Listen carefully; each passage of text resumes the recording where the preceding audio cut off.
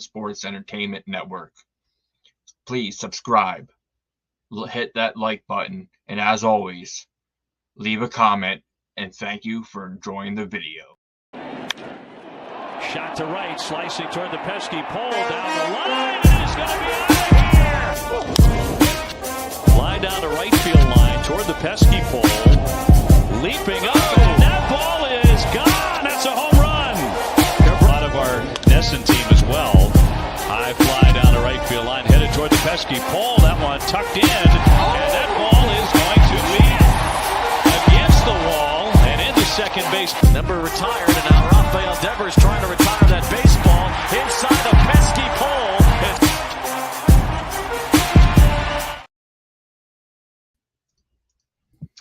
Welcome to another episode of the Pesky Podcast. I'm your host, The Rit. With me, like always, is the OG George Sutherland, and we're at episode 101, the Yankees preview with our good friend Anthony. And I should have asked you beforehand. We're gonna go Anthony Jacques. What's good, everybody? How you doing? There you go. I said it right. I love it. It's beautiful, Okay. Jack. I love it. Finally, someone can get it right. Okay. Rit's on fire right now, so that's good. He's cooking. Okay. But man, Anthony, how's it going? Tell everybody a little bit about yourself. Well, growing up, I've been a big baseball fan since I was like 10 years old. And what sucks is I barely remember the 2009 World Series for the Yankees and stuff. I've been a diehard ever since. On my own, I grew up just watching games and stuff. And, I've been just waiting for that title, But, Yankees bring me heartbreak every year and year, It is what it is. But, I love baseball in general, Baseball has my heart. Well, one of the biggest things that I've ever, loved to hear is from the movie Fever Pitch. And the one line always comes out. The Yankees, they said the Red Sox will always break your heart, kid. So, exactly. but since 2000, we've been spoiled up here in Boston with not just 1, 2, but 3, but 4 championships from the Red Sox. So, but let's sit there and ease right into the pitching matchups going against the Yankees, because the Red Sox, this is probably, and we've discussed this with another Anthony, which is kind of ironic, who covers the Phillies. But this is probably the toughest stretch we have, going from the Phillies to the Yankees. And game one, once again, you guys are throwing, 3 of your most dominant pitchers against us. And this is also the first time, and we're in mid-June, that we're getting a Red Sox-Yankees matchup, which is absolutely horrendous in my opinion. No, I agree. We should be playing earlier, latest April, even early May and stuff. It's fucking June, It's crazy. So, but you're throwing out there Gil, who is a dominant 8-1 with close to 2 ERA, and we're throwing out Brian Bayo. So tell all the Red Sox fans about Gil and what we can expect from him this season. Well, he's coming off, his injury. He hasn't pitched in like 2 years until this point, and he's looked good this season, The only thing, that's been bugging him outside of, him being dominant is just the walks. When he's able to locate his fastball and they be able to move the pitches around the zone and stuff, he's effective, The only downside is his walks, but when he throws it down the middle, he's unhittable, and that shows you what his ERA. And he's able to go up with the best starters, Yeah. George, you want to sit there and talk a little bit about Bayo? Because he's been up, he's been down, he's been throwing strikes, he's been walking people. And his last outing was something I do not want to see from him, when he threw the glove down in disgust. Yeah, he started out, fairly well, like the entire rotation did. He had a couple of really good games, and he's been riding the up and down train for quite a stretch. And his last outing was just horrible. And, every pitcher goes through that. They have they throw a stinker out there for him, but he needs to pick it up a little bit. And he has, regress may be strong, but he hasn't put out his best effort. He's been wild. He's like, his focus is gone. He's still got good stuff. And, he's got the ability to keep hitters off balance, but we just haven't seen it in the last maybe 3 or 4 starts. He'll have spurts, you can see it, but it's like the consistency as a total output to be able to go 5, 6, 7 innings, it hasn't been there since the beginning of the year. His ERA is creeping up there. He goes on some wild streaks, and he'll just plane a ball and batters just tee off on him. So I think the last time we had like 5 or 6 hits in a row off him, and it was just like everything he tossed up there, was being, slapped into the outfield. So yeah, he's due for a better game than he has had in the last 3 to 4. Yeah, and also because of the NBA Finals and the Celtics being in there, they actually moved the game up to 6:30. Mm-hmm. So that is something that we don't get to see very often. But game 2, Anthony, you guys are throwing Rondon out there. We got Cooper Criswell. So Rondon is another one that's just firing on all cylinders, 9-2. Tell everybody a little bit about Rondon this season. He's having a bounce back year, and he was my bounce back candidate going into this season and stuff. I didn't want to give up on him because I was there for his first ever start as a Yankee and stuff. And he lost weight. His mindset is clear and stuff, and he's pitching good, And what's different is his velocity's up, Last year was all down and stuff with the injuries, to his back. He's got his stuff going for him, and he looks like ace. But, he's going to be that second starter behind Cole when he gets back, and he's going for his 10th win on Saturday. We'll see if he gets it. Yeah, and we're throwing out there our number 5 starter, who is, somebody that in the beginning of the season wasn't even supposed to be where he is right now. But when we had injuries, the Giolito, yep, and then Whitlock, Cooper was able to slide right in there, and he's been able to give us substantial pitching that we need. Been going 5 innings almost every time. But George, what else has Cooper been able to show for us? Yeah, he up until his last 2 starts, he was very effective for about 5 innings. He'd go in there. He's got none of his stuff is spectacular, but he does keep hitters guessing, and he works quickly, and that's the key to his success. He just gets the ball and he wants to throw it, and in today's game, that's every umpire's dream. But he has that capability. He can't go off the rails, and we've seen that. He hasn't been as sharp or as crisp. But if he's on, you're guaranteed to get at least probably 5, if you're lucky 6, 5 for sure, solid innings. And if he's got a batting lineup that can hit for him, yeah, you put yourself in a really good position. So nothing fancy. Either the number 5 starter who knows he's a number 5 starter. There's no pretensions of glory coming with him. Yeah. And then we're going to slide into Sunday night baseball, Red Sox Yankees. And you guys are sitting there throwing out Stroman, and it seems like I'm on repeat here. Stroman, another bounce back year, dominant, 6-2 with a 2.82 ERA, going up against Cutter Crawford, which I say this every podcast that we talk about Crawford. Do not let the record fool you. He's 2-6, but with a 3.47 ERA, and he just having trouble the bats won't wake up for him when he pitches for some reason.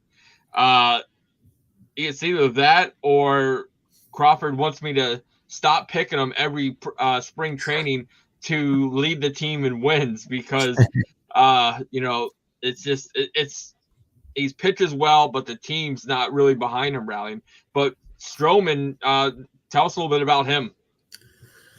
I mean, he's the veteran of the staff, and signing him, which, to a 3-year deal, a lot of Yankee fans had mixed feelings about it. They're like, oh, we want Snow. Oh, we want Montgomery.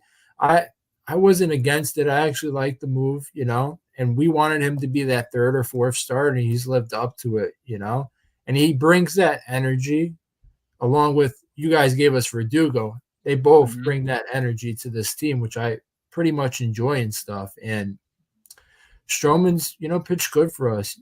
He gives you that sinker. His fastball is not going to blow you away. It's all about control. When he's able to locate his shit, he's good, Yeah, and then George Cutter Crawford, on again, off again. Yep. Yeah. Yeah, I mean, the other night, first pitch of the game, ball leaves the yard. I mean, he's given up a couple of long balls lately, which is not his game. Usually, he'll get roughed up, because he'll put himself in situations where giving up base hits or walking people. But he's started to give up the long ball. That concerns me, but I also think that I think he learned something in his last start because he seemed to get a little bit better and then, kind of fade out again. So I'm looking to see how he comes back. Sunday Night Baseball. He wants to pitch well. I think you're going to see a decent performance out of him. Can't explain it. Just something in the back of my head that says, yeah, he's going to give you a good one. So now that we've talked about the starting pitching matchups, let's sit there and go over the lineup. And I don't want to wait. I want to jump right into it. I want to compare outfield versus outfield right off the bat because I think in Major League Baseball this season, we are looking at two of the best outfields in baseball overall. And let's sit there and start with the power rankings. I don't know if Anthony you've seen for center field, but 1 and 2 we have them. Aaron Judge is number 1. Jarren Duran number 2 in power rankings in center field. So, talk to us about Aaron Judge. We all know the name, but how is he doing this season besides putting up MVP numbers? What people forget is he got off to that slow start, and so many people were trying to write him off and stuff. And I'm like, come on, relax, give him time. He's never let us down. He's always, been there. And he finally got it going. And yeah, he had a bad game today, but I can't remember in over a month when was the last time he had a really shitty game, Once again, putting up MVP numbers, possibly could win it again. And maybe go for another 60 home runs.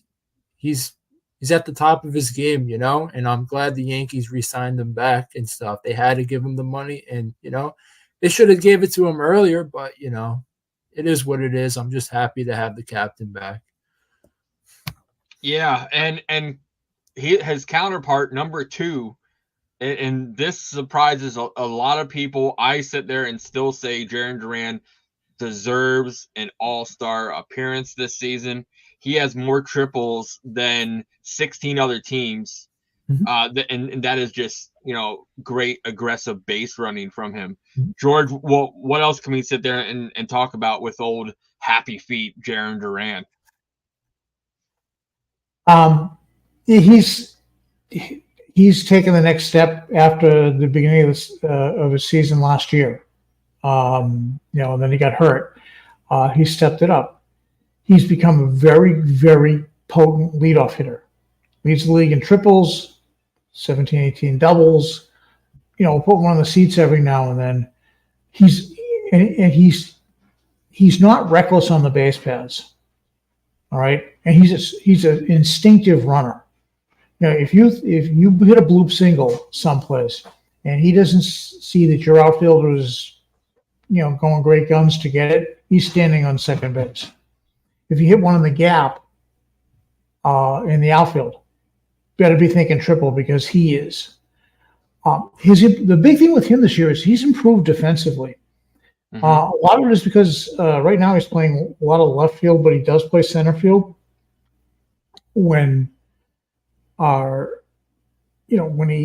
need to put him out there. But his routes are a little bit better. Not perfect, but he's done an admirable job in fixing some of the flaws in his game. He's taken some really bloody brutal routes in the outfield. You'd see him go left to right and go, "Whoa, what are you doing?" But he's made some nice catches, decent throws. Improved his overall game, and he's hitting now at 278, I think, after last night. But he's doing it, and I think he's a terrific leadoff hitter. And I'd like to see him in the All-Star game as well. I think he's earned it. He's got jet on his feet. Yeah, if you think about it, I'm not sure what the numbers are still, but the Red Sox were tied for first with runs saved from the outfield. Mm-hmm. So defensive runs saved from the outfield. So Anthony, who do you got over there in left field? And we're sit there and talk about our left field counterpart. We got Mr. Verdugo in left field. I love Verdugo.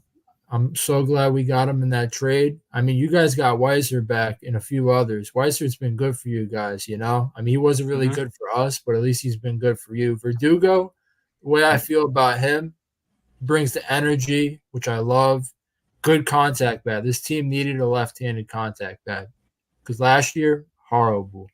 But the only thing I feel about him is I don't think he's coming back unless Soto doesn't re-sign with us. Then I could see Verdugo coming back, but I feel like it's a 1 year and he's done because we have Dominguez in the minors, and you see he's tearing it up.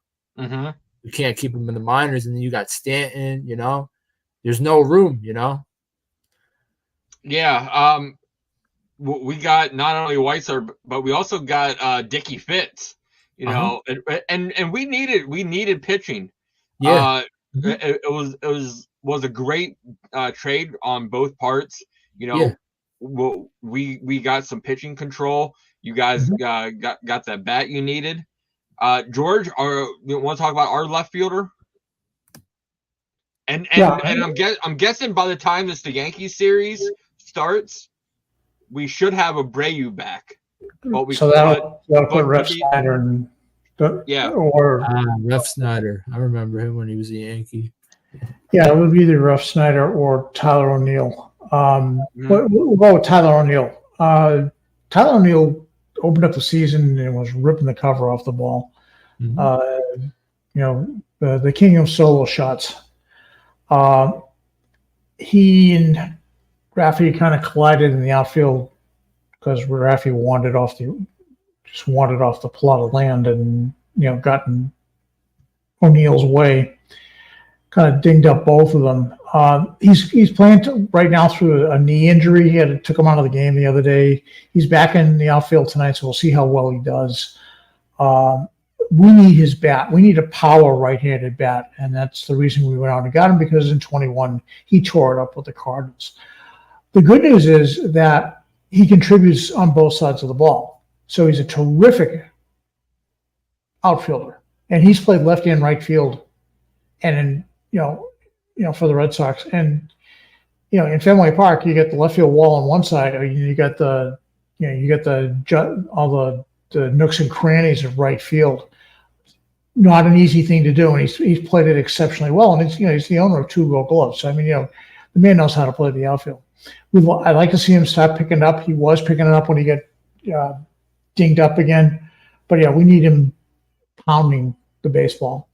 So, but yeah, and then the other man, Mr. Rob Refsnyder, used to be like a lefty killer. Not this year. It doesn't matter what side of the plate, whether you're lefty or righty, he's going to hit you and do it well.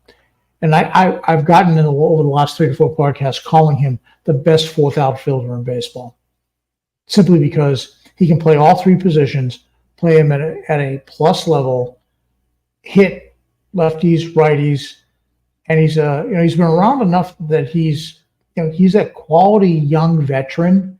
And when you got a bunch of young players on your team, you need those guys, and he's done an exceptional job this year. Yeah. Let's sit there and go over to right field. And, it's supposed to be Jarren Duran, but we already talked about him. So, look, George, we're going to be talking about Ceddanne Rafaela because they have Jarren Duran, playing more games at center field than he has over at left. But, Anthony, you guys got Juan Soto, so. Yeah. Love Soto. I just pray that we can re-sign him. Generational talent. Literally, whenever he goes up the plate, it's must-see TV. You got to watch him and stuff. And whenever he steps in the box, it's like he's not scared. He's like, I'll take you deep. I'll hit a base hit off of you. Even in today's game, clutch hit gave us the lead even though we lost. It's like he always gets the job done. And you need players like that. It's very hard to find guys like that in this league. And George, you want to talk about the human highlight reel, Ceddanne Rafaela? Ceddanne Rafaela, 23 years old. I firmly believe that he believes that if a ball is hit in the outfield, and he even has a clue that he can catch up to it and make the catch, he will. And on top of that, given our situation with Trevor Story being out, he played in Gold Glove caliber center field, and then we have to put him at shortstop occasionally. And he's doing a heck of a job over there as well. He's playing a very plus defense over there.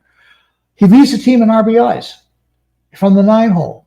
His average is slowly rising. He's up close to 220 now. He's learning the patience at the plate. But when he hits, he comes up big with runners in scoring position. And this is the guy in your 9 hole. I'll take it all day long. And he's got speed to burn. So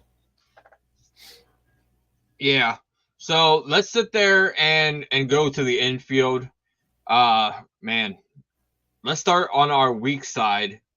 Let's talk first base, second base. Who do you got over there, Anthony, with first base, second base? So we got Rizzo at first. We got Gleyber Torres at second. Them two have had crappy seasons so far. Hopefully they turn it around. But what's crazy is the team is playing well, even with those guys being, bad and stuff. Rizzo, you know what you're going to get. He brings – a lot of people love him, veteran presence in the clubhouse. But the only question I have is, what are we going to do when it matters the most? We can't have him popping out, ground out to the second baseman. Same thing with Torres and stuff. I mean, Torres has looked a little bit better, but, they're not where they're supposed to be, and hopefully they can improve, Yeah, and George, man, we got Dominic Smith, and then we got, Valdez.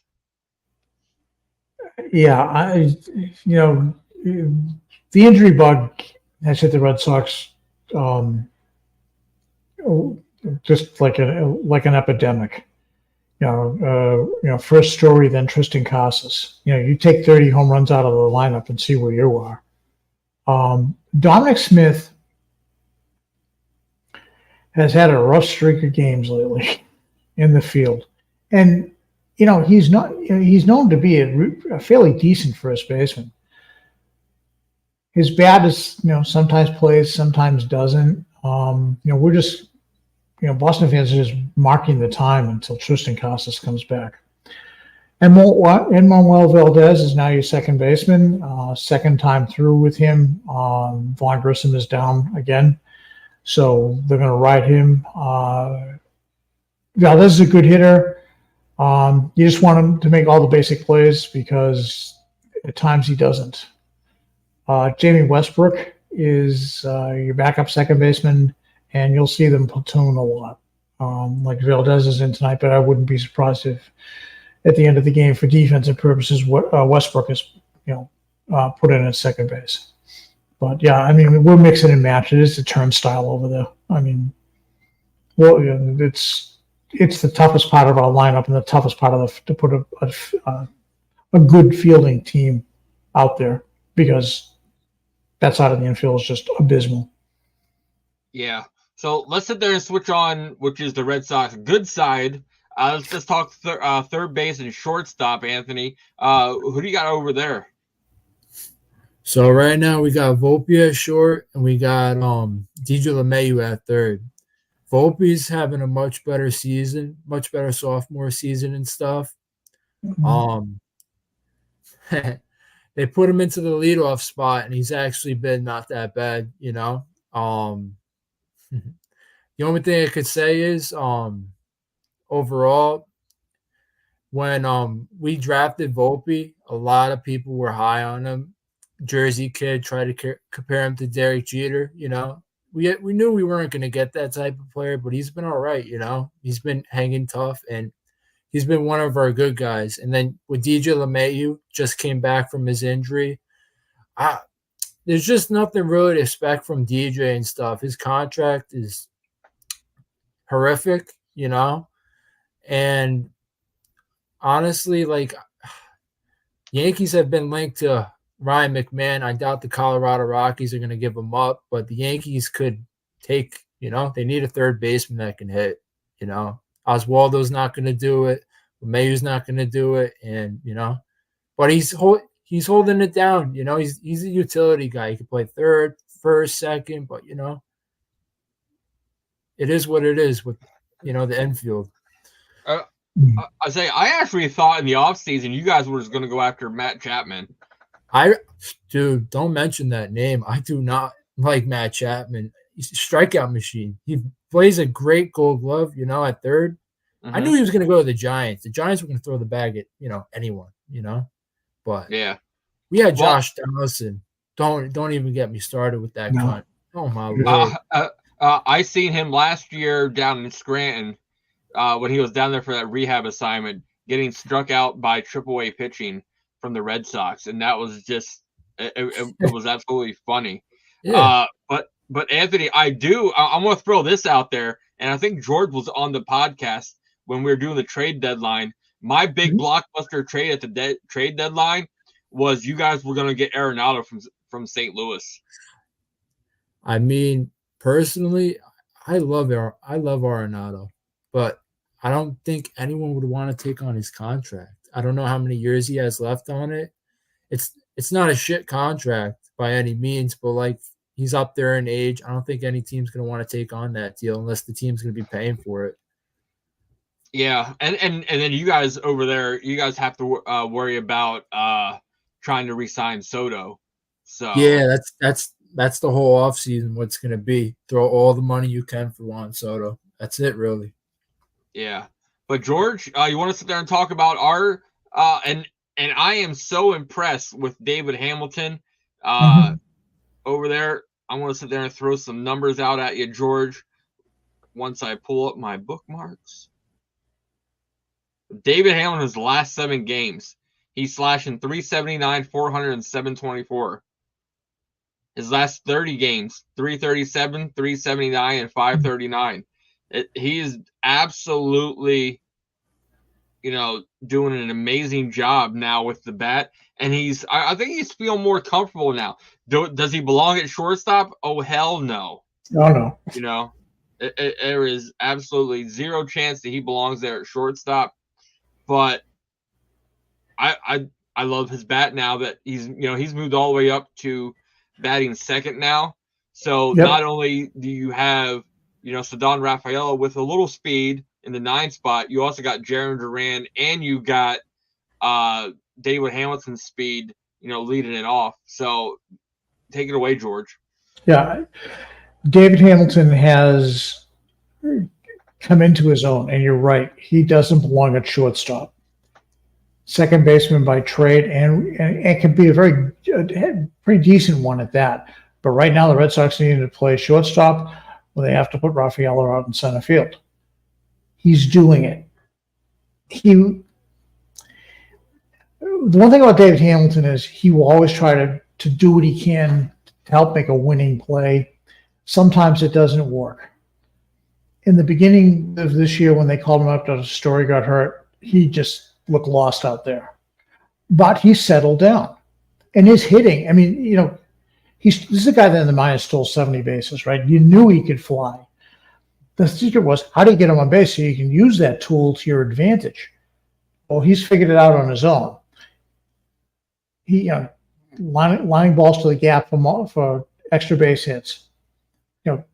He'll take tough pitches, lefties. He'll scoop one into the outfield and say get it out there. Always a threat to steal.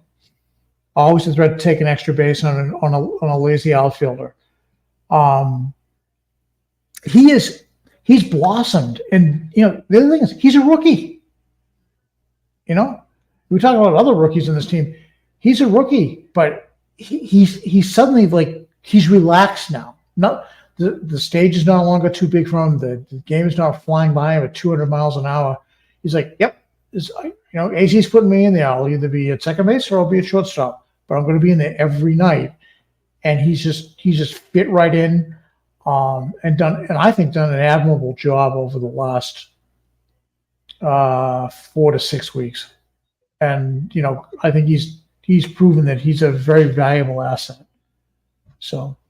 Yeah, he's been a nice surprise, and now it's like I said. Now he's occupying the 2 hole. Go figure. Yeah, and surprisingly, Anthony, I'm going to sit there and say between the Red Sox and the Yankees, and this is just my opinion, they have possibly 3 of the top 5 AL MVPs candidates between our third baseman Rafael Devers, Soto, and Aaron Judge. Like the numbers that those 3 are putting up are absolutely, horrendous compared to anyone else in the American League. No, I agree with you. Mm-hmm. So now let's go behind the plate. We've got our boy Connor Wong, and tell us a little bit about your catcher. Yeah, back there. All right, so we got a mixture. It's been half and half. We got Jose Trevino and Austin Wells. I've loved Trevino.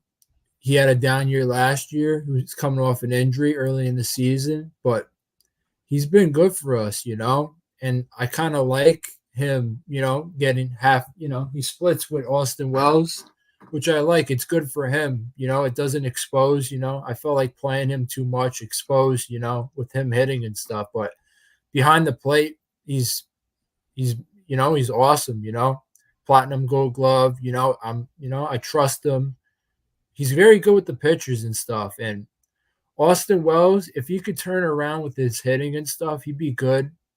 They got Ben Rice in the minors, he's on the rise right now. He could be catcher, first base, probably going to be first base for when Rizzo is probably going to leave after this year. But for Austin Wells, if he can just hit, he could be good. His catching and stuff it's improved. He's very good with the pitchers. Cortez, he loves working with Cortez. Rodon, he worked with too, and I think the catchers have been not that bad, I actually enjoyed the catcher that you sent over to San Diego, in the Soto trade. Higgy. Yeah. So, George, you want to talk about Connor Wong, who's kind of cooled off in the past couple weeks? Yeah, I mean, Connor Wong has always been thought of as a defensive catcher. And up until this year, he was kind of hitting anywhere from 235 to 250. He kind of expected it. He's kind of straightened some things out at the plate. become a little bit more focused. His average has dropped a little bit. Right now, Wong is he's in the going into tonight. He is hitting 329. He was up in the 350s. You knew that was not going to last, but he's hit a number of home runs first part of the year. He hasn't done much in the last 34 games. So about first 35 games, he was doing a terrific job hitting the ball out of the ballpark, but hasn't done that lately. He's done well as a pinch hitter. He's, like I said, he's been slapping the ball left field, right field. Not what you expect from him, but he's hanging in there. They've had to use him to somewhat protect Raffy, which is an interesting concept in itself. But he's done a good job, and he controlled the running game as well. And he's not a typical built catcher either. If you look at him and go, you're a catcher, but he's the last surviving member of the Mookie Betts trade, and has acquitted himself rather well, I think, in the last year and a half. So, I'm glad he's waiting. We're waiting for Kyle Teal to come up in our system, but I'll take him. Defense first, but can also hit. Yeah, I'll take him. He's done a good job for us this year. Now, Anthony, I just want to touch base a little bit on the bullpen, and the number one guy I want to talk about has been the emergence of Clay Holmes, and people in my fantasy baseball league laughed when I drafted him, and they're not laughing too much now with 19 saves. A 1.23 ERA and a 1.23 WHIP to go along with it. So, talk about the Red Sox fans about the emergence of Clay Holmes going from a reliever to a setup to now he's the closer. So I believe he was DFA'd by the Pirates. I believe, and the Yankees scooped him up. It was all part of a bridge plan. We all call it the Matt Blake farm, or the Matt Blake pitching factory, where he fixes up these pitchers and turns them into good relievers. So over the time, Clay Holmes has emerged as one of the best closers in baseball, And does he scare you a little bit? Yes. Did he give up a walk-off today? Yes. But, overall, Clay Holmes has the stuff to be effective when his sinker is on.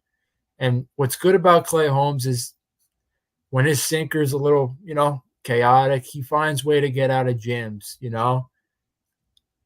Makes you, on the edge of your seat, but he's able to find ways to get out of jams. He's not a strikeout guy. Here and there he'll get the strikeout, but he gets that ground ball almost every single time, and it gets you out of the inning, Yeah, and sometimes that's what you gotta rely on the defense behind you.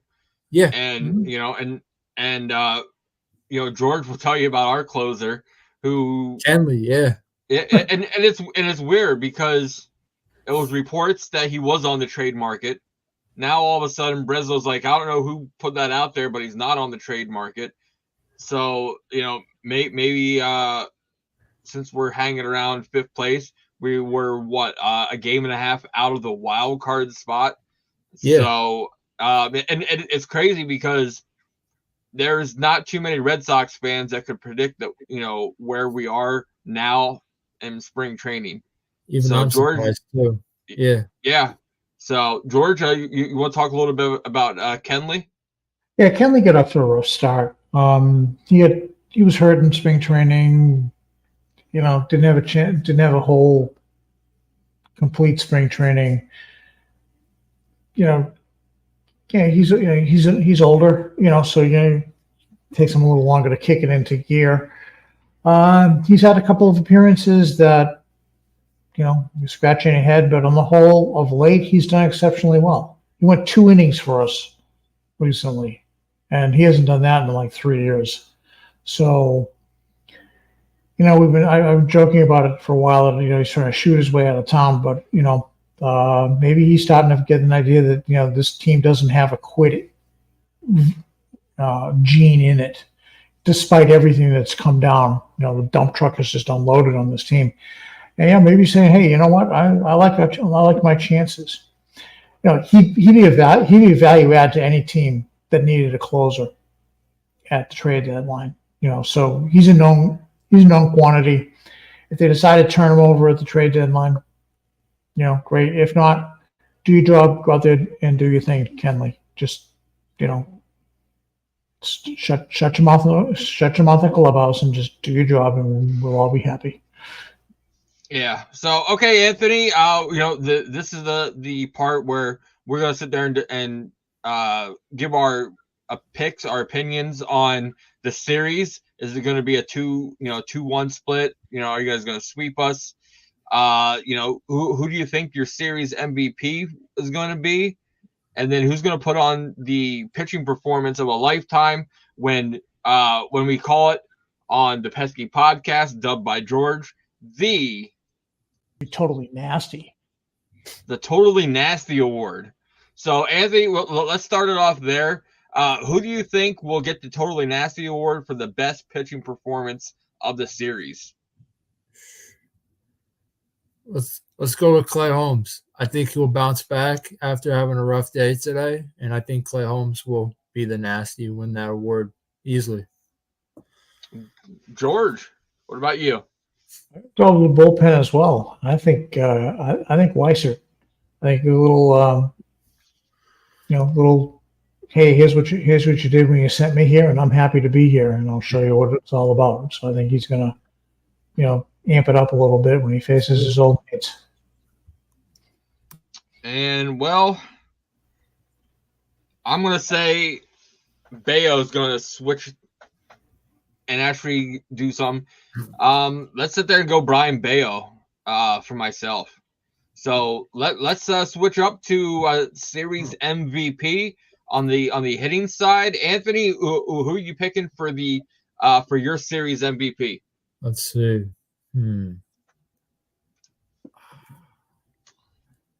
You know what? Let's go Gleyber Torres. He's due. I think Gleyber Torres will turn it around and he'll have a good series in Boston. Okay. George? I'm going to say Jarren Duran. I think he's out to prove himself. And, I wouldn't be surprised if on Sunday Night Baseball he does a couple of special things. I like, he's out to prove himself. He's very comfortable in his own skin right now, and he's kind of firing on all cylinders. So yeah, Mr. Duran for me. Normally, I would sit there and say I would go Rafael Devers, but since and it's even crazy because it's Father's Day weekend. Devers is usually there, and taking care of his son, Garrett Cole. So, but let's sit there. Let's keep the ball rolling, and let's go David Hamilton. I'm gonna pick Hamilton for the MVP. So, and now let's wrap this up with the series prediction. Anthony, I'll let you go next. All right, let's see. Would you like game by game or who's going to win the series? Yeah. Yeah. All right. I think the Yankees take 2 out of 3. I don't think it's a sweep. I think the Yankees take 2 out of 3. George? I agree with Anthony. I think, unfortunately, the Sox are going to lose 2 in this one. I'd like them to take 2, but you're going against somewhat of a juggernaut. So, I'll take a victory. There are no such thing as moral victories in baseball, but this is probably the closest to it. Well, we're all three going to say the exact same thing because we can't go anywhere above 500 ever. So we're gonna only take one of the 3 games. So I gotta agree with you, Anthony and George, on that. So let's go to our final segment quick. Let's go around the poll. This is where, Anthony, you can Tell everybody where they can reach out. Any final thoughts? The floor is yours. I want to thank you all for having me. It's definitely fun. Would love to be back on with you guys again. I'd like to give a shout out. If you like to follow me on X, Insta, my X is the Jock26. Same thing with my Insta. And if you're a big baseball fan, come join Baseball Worldwide. It's perfect for content creators if you want to grow your, content, and it's just a fun group in general. Yeah, I sit there and I love it. I joined it. That's how I found you. That's actually how I found a couple of the people to come on and help cover teams. That's awesome. So I sit there and I love that you did that. George, around the pole, you're up, buddy.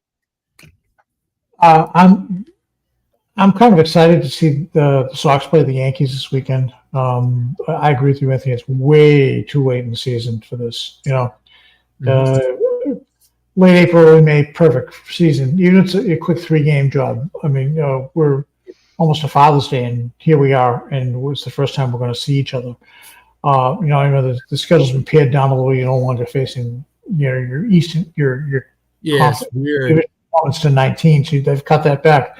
But yeah, I mean, this is a rivalry. Let's get it early and get the juices flowing. So yeah, I'm kind of stoked for it. I'd like to see how they match up. And nice weekend series. Mm-hmm. So yeah, I agree with you both, because right after we play the Yankees, we go to Toronto. We play Toronto, and that's another team we haven't played, yet. But we played Baltimore twice. We play Baltimore next. So yeah, good luck with that. Those guys are dangerous. Yeah, they're feisty too. That whole lineup. So, but I'm going to end with my good friend, and he's going to tell you where to get your great merchandise at. Hey, what's up? This is Jonathan Papelbon, 2007 World Champ with the Boston Red Sox. Red Sox all-time saves leader, 6-time All-Star, Red Sox Hall of Famer. And I just want to say go to the website, bses617.square.site. The Pesky Podcast, myself, we are giving away Halcomania t-shirts at 20% off, man. The charity, the Caritas Family Solution, it's going to that. So it's going to a great cause. So y'all go get your shirts. Get ready for Halcomania. Tanner Houck going to be an all-star this year. Maybe future Red Sox Hall of Famer like myself. So go get it, baby. Halcomania. So, guys, make sure you head on over there. Get yourself a shirt. Check out our merchandise. Make sure you follow us on Twitter and YouTube, BSEN617. And also available where all you podcasts are, iHeartRadio, Spotify, and iTunes. Make sure you sit there and, check us out on the Pesky Podcast. But for the OG George Southern, for Anthony Jacques. That's good. Check us out next time on the Pesky Podcast.